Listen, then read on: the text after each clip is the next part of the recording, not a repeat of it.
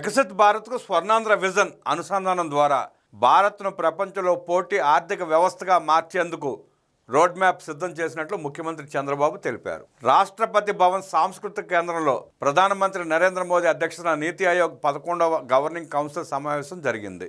వికసిత భారత్ 2047 కోసం సమగ్ర మానవాభివృద్ధి అనే ప్రధాన థీమ్తో జరుగుతున్న ఈ సమావేశానికి దేశంలోని ముఖ్యమంత్రులు హాజరయ్యారు. తెలుగు రాష్ట్రాల నుంచి ముఖ్యమంత్రి చంద్రబాబు, రేవంత్ రెడ్డి పాల్గొన్నారు. వికసిత్ భారత్తో పాటు స్వర్ణాంధ్ర 2047 విజన్ను తన ప్రసంగంలో చంద్రబాబు ఆవిష్కరించారు. ముందుగా ప్రధానమంత్రిగా 12 ఏళ్ల పాలన పూర్తి చేసుకున్న ప్రధాని నరేంద్ర మోదీకి అభినందనలు తెలిపారు. పాలసీ పెరాలసిస్ నుంచి గత దశాబ్ద కాలంగా భారత్ పాలసీ గ్రోత్ వైపుగా అడుగులు వేసింది.